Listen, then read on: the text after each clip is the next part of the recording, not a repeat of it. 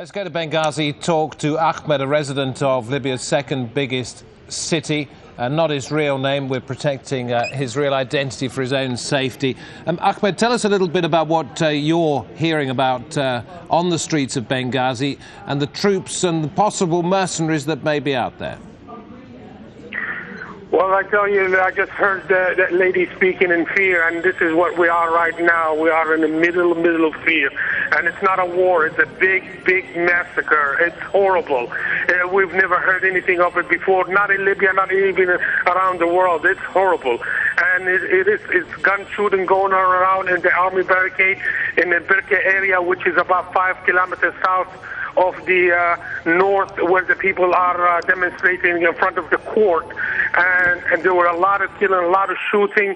I know for sure a definite number is 7, and that was about maybe 15 or 20 minutes ago, or could be in a rise. And hospitals are loaded with dead people, injured people, and running out of blood supply. And we are on a big massacre. Please help us, please. Is the shooting still taking place? Yes, the shooting is still taking place right now. As I was waiting for you to get online, it was taking place. Now it's off. Maybe if I'm still online with you, I can let you hear it, because we are about maybe 3 kilometers away from it on the western area from where it is.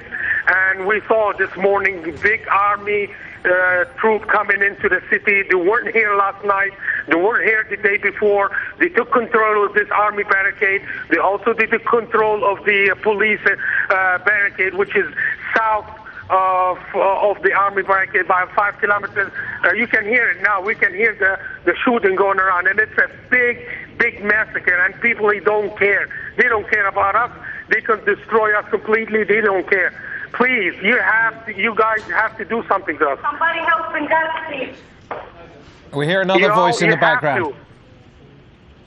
Yeah, there's my family and everybody around. If some people don't know that I'm online. If they know I'm online, everybody will be on the phone with you right now. I was at the front of the court about half an hour ago, about 45 minutes ago. We were demonstrating peacefully, nothing going on.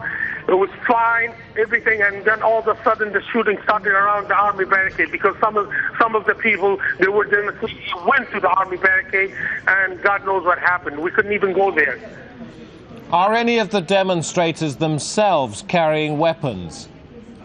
We don't have anybody carrying weapons. Please, don't put this in the back of the mind. Nobody's carrying weapons. We don't have any weapons. We didn't, jump on anything to get weapons from. We don't have any weapons. I'm serious. All the weapons we have is that rocks that are around the streets. For 40 years, we have a lot of rocks going around the streets in Libya. Why did the army start shooting, do you think? Sorry? Why do you believe the army opened fire? What do you think? What do you think? Or what kind of question is this? What do you think? They want to destroy everybody. They want to reassess that everything is going fine, and there is some thugs that are around and run around and demonstrating. We're not thugs. We're people. We're human. We're Libyans, 100%. And what are your grievances? What do you say needs to change? What do you think will change? 40 years of destruction. Libya is one of the worst countries in the world, not even in the North Africa. We don't have sewage system. We don't have good electricity. We don't have good education. We don't have good hospitals. We don't have nothing. Egypt is an 80 million country, an 80 million population of 80 million. They don't have natural resources. They're far better than us. Tunisia, the 10 million people, they don't have natural resources. They're way far better than us. We have, God knows, the oil that we have underneath and the gas we have underneath, and we live in a miserable life. Ahmed, I want to ask you about the people that we're seeing in the video we're showing at the moment on the streets. They are wearing like yellow hard hats, the sort of hats that you would wear on a building site. Listen, those yellow hats were on Thursday night. They were started on Wednesday night and Thursday, and completely after Thursday night they disappeared. They disappeared completely.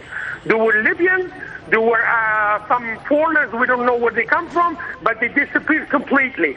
The army on Thursday, they disappeared completely from the Benghazi area, because I can speak for Benghazi. The army and also the police disappeared completely.